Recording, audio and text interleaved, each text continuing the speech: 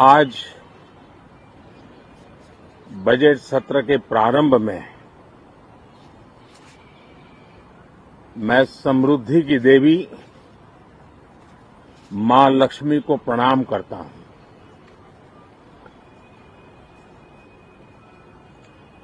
और ऐसे अवसर पर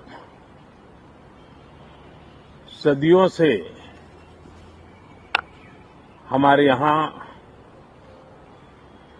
मां लक्ष्मी का पुण्य स्मरण किया जाता है।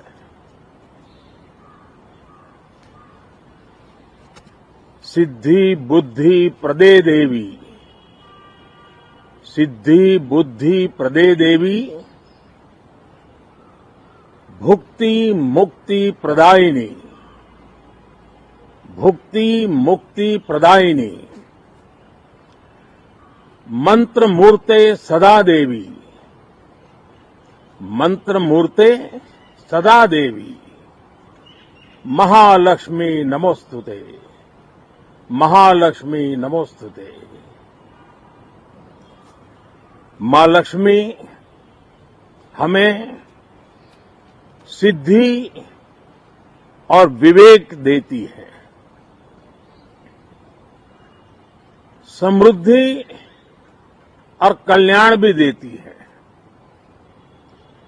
मैं मां लक्ष्मी से प्रार्थना करता हूं कि देश के हर गरीब एवं मध्यम वर्ग समुदाय पर मां लक्ष्मी की विशेष कृपा रहे। साथियों, हमारे गणतंत्र के 75 वर्ष पूरे हुए हैं।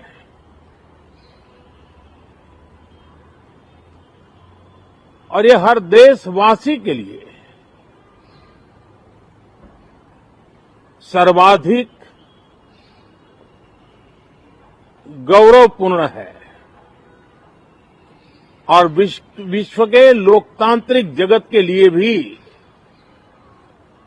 भारत का ये सामर्थ्य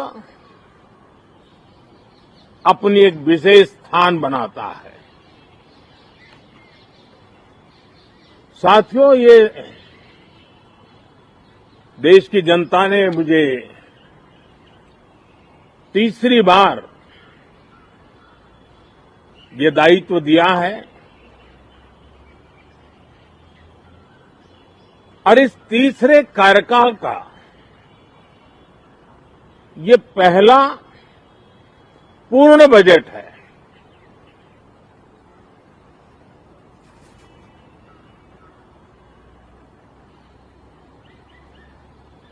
और मैं विश्वास से कह सकता हूं कि 2047 जब आजादी के 100 साल होंगे, विकसित भारत का जो संकल्प देश ने लिया है, ये बजट सत्र, ये बजट एक नया विश्वास पैदा करेगा, नई ऊर्जा देगा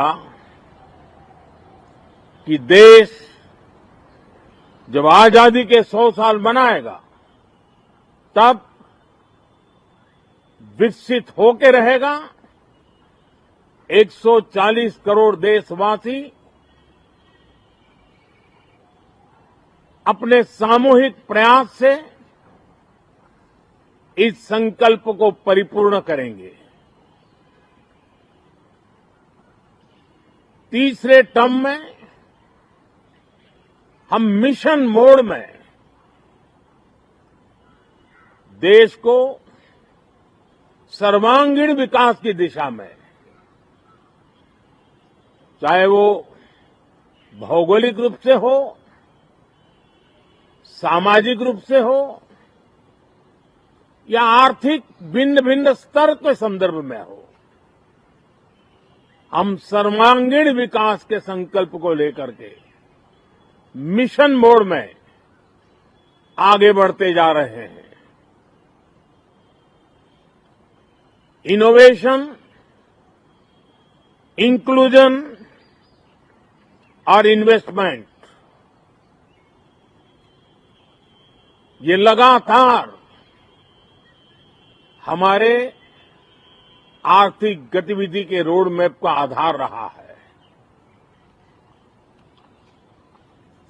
इस सत्र में हमेशा की तरह कई ऐतिहासिक बिल पर सदन को चर्चा होगी और व्यापक मंथन के साथ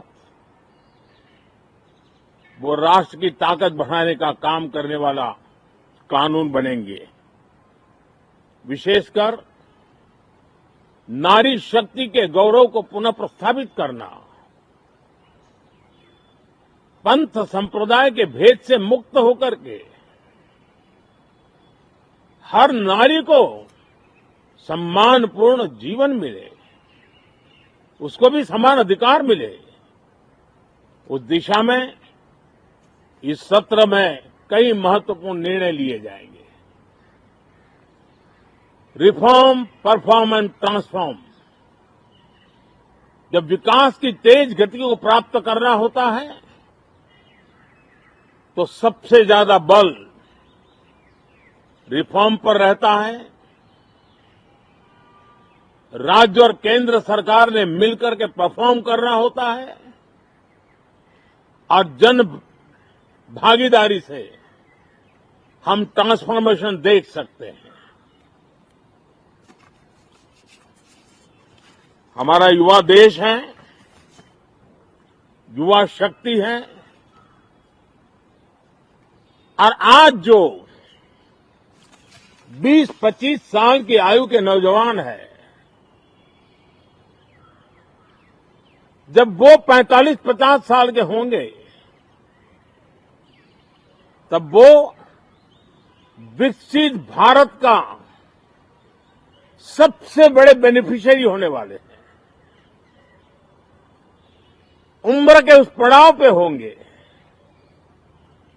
नीति निर्धारण की व्यवस्थाओं में उस जगह पे बैठे होंगे कि वे गर्व के साथ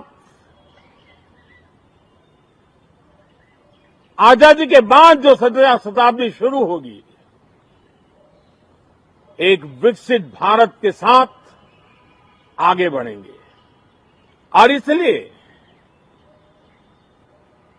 ये विकसित भारत के संकल्प की पूर्ति का प्रयास, ये अथाग मेहनत, आज जो हमारे टीनेजर्स हैं, हमारी युवा पीढ़ी है, उनके लिए ये एक बहुत बड़ा तोहफा बनने वाली है। जो लोग 1930 में, 42 में आजादी के जंग में जुट गए थे, पूरी देश की युवा पीढ़ी खप गई थी आजादी के जंग में, और उसके फल 25 साल के बाद जो पीढ़ी आई उसको नसीब हुए। उस जंग में जो नौजवान थे उनको नसीब हुए। आजादी के पूर्व के वो 25 साल आजादी के जश्न मनाने का अवसर बना। वैसे ही ये 25 वर्ष समृद्ध भारत, विकसित भारत, ये संकल्प से सिद्धि और सिद्धि से शिखर तक पहुंचने का देशवासियों का इरादा। और इसलिए बजट सत्र में सभी सांसद विकसित भारत को मजबूती देने के लिए अपना योगदान देंगे।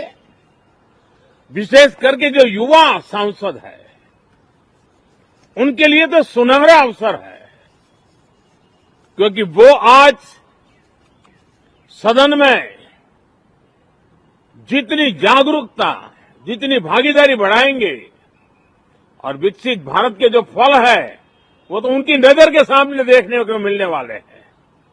और इसलिए युवा सांसदों के लिए एक अनमोल अवसर है।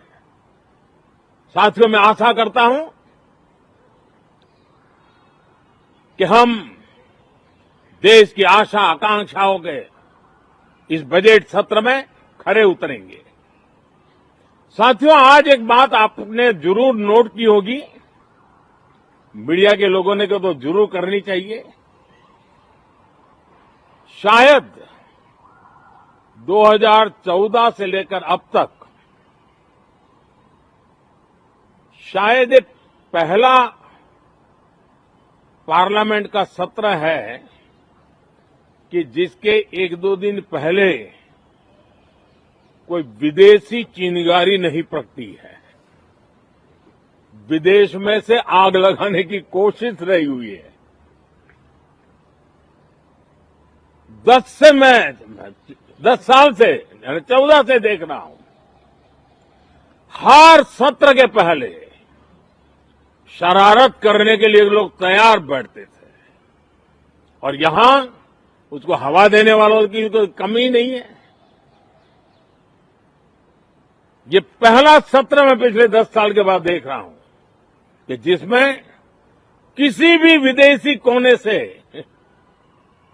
कोई चिंगारी नहीं हुई। साथियों, बहुत बहुत धन्यवाद।